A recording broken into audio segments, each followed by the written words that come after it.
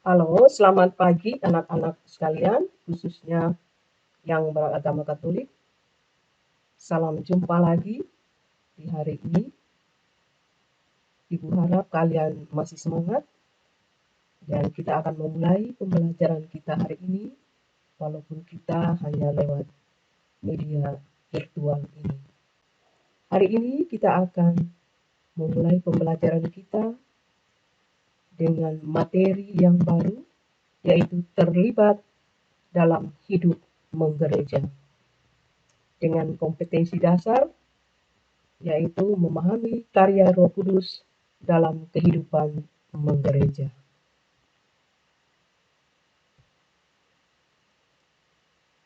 Nah, anak-anak sekalian, sebelum kita mengawali atau memulai pembelajaran kita pagi ini, seperti biasa kita akan mengawali dengan berdoa terlebih dahulu. Ibu mengajak anak-anak untuk mengambil sikap doa yang baik dan kita mulai berdoa. Marilah kita berdoa dalam nama Bapa dan Putra dan Roh Kudus. Amin.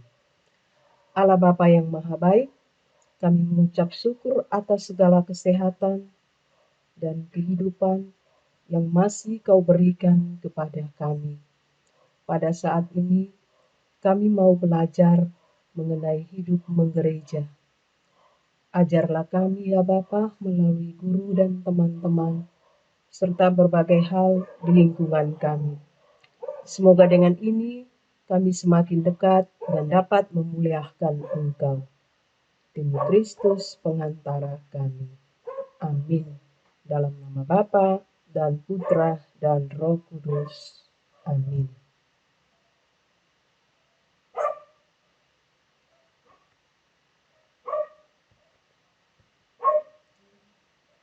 Anak-anak sekalian, kita mencoba untuk mengingatkan kembali apa yang telah dipelajari sebelumnya. Bahwa para rasul yang semula takut oleh Roh Kudus menjadi berani bersaksi tentang Yesus Kristus. Kehadiran Roh Kudus atas para rasul merupakan saat kelahiran gereja. Atas kesaksian para rasul, banyak orang ingin dibaptis dan bergabung dengan gereja. Gereja para rasul disebut gereja perdana. Kehidupan mereka menjadi model hidup menggereja sekarang. Bagaimana kehidupan mereka dan bagaimana kehidupan menggereja sekarang, inilah yang akan dipelajari pada pembelajaran hari ini.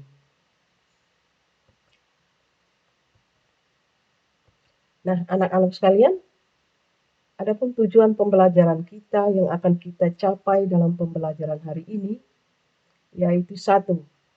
Menjelaskan nasihat Santo Paulus tentang karunia Roh Kudus.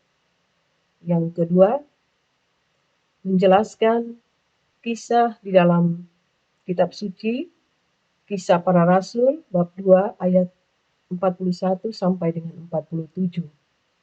Yang ketiga, menjelaskan kisah di dalam Kisah Para Rasul, bab 1 ayat 6 sampai dengan 7.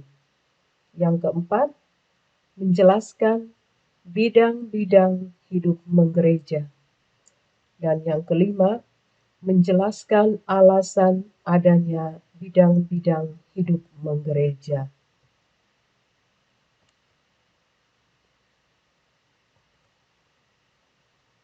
Baiklah anak-anak sekalian, kita akan memulai. Dan Ibu mengajak anak-anak untuk mengambil kitab suci dan dapat membuka Kisah Para Rasul bab 2 ayat 42 sampai dengan 47.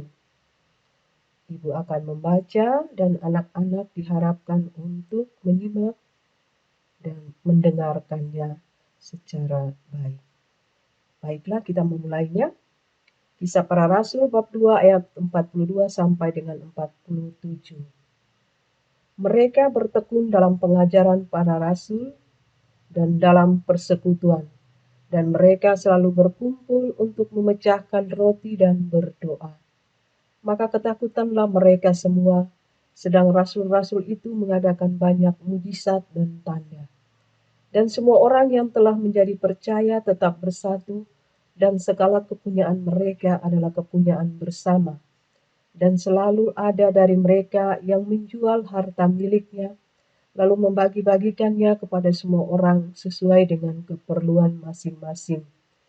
Dengan bertekun dan dengan sehati mereka berkumpul tiap-tiap hari dalam bait Allah. Mereka memecahkan roti di rumah masing-masing secara bergilir dan makan bersama-sama dengan gembira dan dengan tulus hati sambil memuji Allah. Dan mereka disukai semua orang.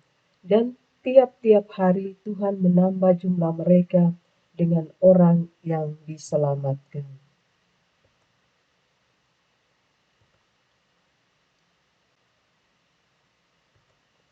Nah, anak-anak sekalian, dalam bacaan tadi, yaitu dalam Kisah Para Rasul bab 2 ayat 42 sampai dengan 47, mau menjelaskan tentang cara hidup dari umat perdana yang diteruskan oleh gereja. Adapun ciri atau cara hidupnya yaitu pertama, mereka bertekun dalam pengajaran rasul-rasul. Kedua, selalu berkumpul untuk memecahkan roti dan berdoa. Ketiga, segala kepunyaan mereka adalah kepunyaan bersama, dan selalu ada dari mereka yang menjual harta miliknya, lalu membagi-bagikannya kepada semua orang sesuai dengan keperluan masing-masing. Keempat, dengan bertekun dan dengan sehati, mereka berkumpul tiap-tiap hari dalam bait Allah.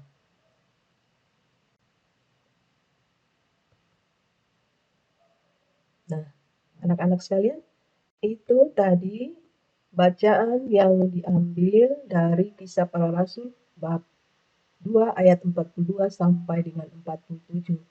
Sekarang Ibu akan membaca kisah di dalam Kisah Para Rasul bab 6 ayat 1 sampai 7. Anak-anak sekalian, silakan mendengar dan menyimak baik-baik kisah ini.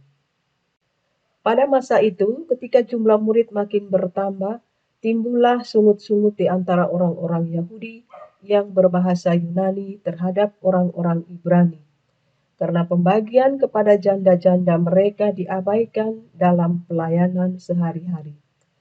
Berhubung dengan itu, ke-12 rasul itu memanggil semua murid berkumpul dan berkata, "Kami tidak merasa puas karena kami melalaikan firman Allah untuk melayani meja. Karena itu, saudara-saudara, pilihlah 7 orang dari antaramu yang terkenal baik dan yang penuh roh dan hikmat, supaya kami mengangkat mereka untuk tugas itu, dan supaya kami sendiri dapat memusatkan pikiran dalam doa dan pelayanan firman."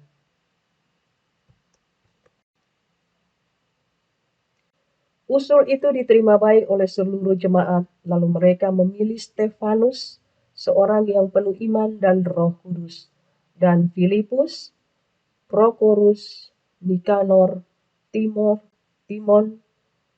Parmenas, dan Nikolaus, seorang penganut agama Yahudi dari Antioquia.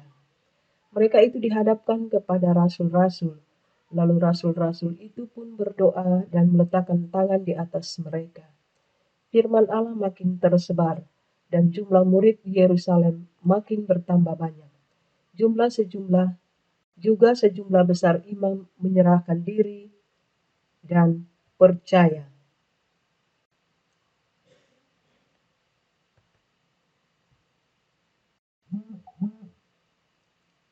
Nah, anak-anak, dalam bacaan tadi, yaitu Kisah Para Rasul bab 6 ayat 1 sampai dengan 7, mau menjelaskan tentang bagaimana melayani para janda dan orang miskin. Maka para murid meminta untuk memilih 7 orang yang penuh dengan Roh Kudus, terkenal baik dan penuh hikmat. Maka terpilihlah mereka di antara ke-7 orang itu adalah sebagai berikut. 1. Filipus. 2. Prokorus. 3 Nikanor, 4 Timon, 5 Parmenas, 6 Nikolaus, dan seorang penganut agama Yahudi dari Antiokhia.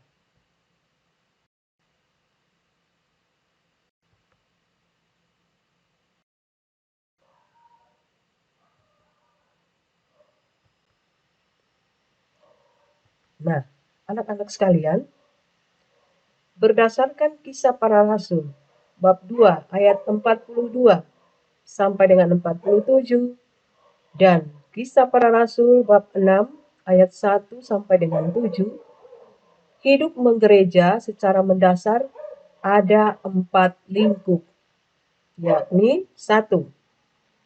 Persekutuan atau koinonia. 2. Peribadahan atau liturgia. 3. Pewartaan atau kerikma. 4. Pelayanan atau diakonia.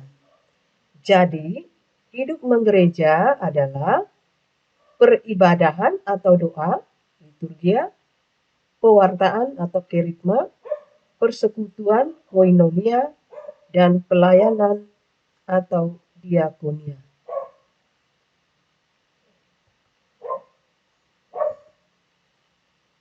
Peribadatan itu meliputi perayaan sakramen-sakramen, ibadat harian, dan ibadat-ibadat seturut kebutuhan umat.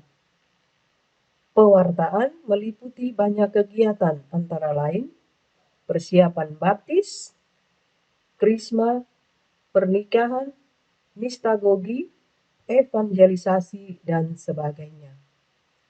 Persekutuan meliputi berbagai paguyuban, misalnya orang muda Katolik, kelompok pendampingan iman anak, wanita Katolik Republik Indonesia, dan sebagainya. Sedangkan pelayanan meliputi pelayanan kesehatan, pengembangan ekonomi, hubungan dengan masyarakat, dan sebagainya. Berbagai bidang hidup menggereja tersebut dimaksudkan untuk membantu umat agar dapat mengembangkan imannya sekaligus menjadi perwujudan perintah Tuhan Yesus sendiri.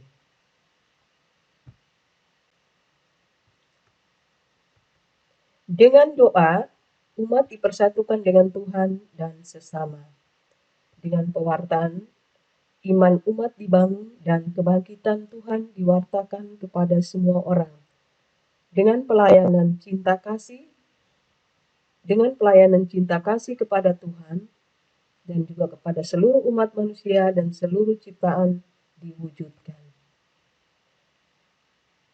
Dengan persekutuan, kesatuan, dan persaudaraan umat dibangun. Dengan itu semua diharapkan kehadiran Allah yang menyelamatkan, dirasakan, dan dimuliakan oleh umat beriman. Nah, anak-anak sekalian, kiranya cukup sekian pembahasan materi kita hari ini. Dan sekarang Ibu akan memberikan tugas kepada anak-anak sekalian. Tugas ini harap dikerjakan dan dikirim lewat WA Ibu atau dikumpulkan di sekolah pada hari-hari kerja di sekolah. Tugas yang pertama, menyebutkan 4 ruang lingkup menggereja. Tugas yang kedua, menyebutkan 7 orang yang dipilih oleh para rasul untuk membantu mereka melayani orang-orang di dalam teks kitab suci tadi. Yang ketiga, menyebutkan cara hidup umat perdana. Yang keempat, dengan apa iman umat dibangun dan kebangkitan Tuhan diwartakan kepada semua orang. Dan yang kelima, Ibu meminta anak-anak untuk membaca teks kitab suci. Kalian boleh memilih, ada 2 teks kitab suci dalam Kisah Para Rasul tadi. Anak-anakku boleh memilih salah satunya, lalu membaca dan hasilnya dibuatkan video lalu dikirim lewat WA ibu sendiri.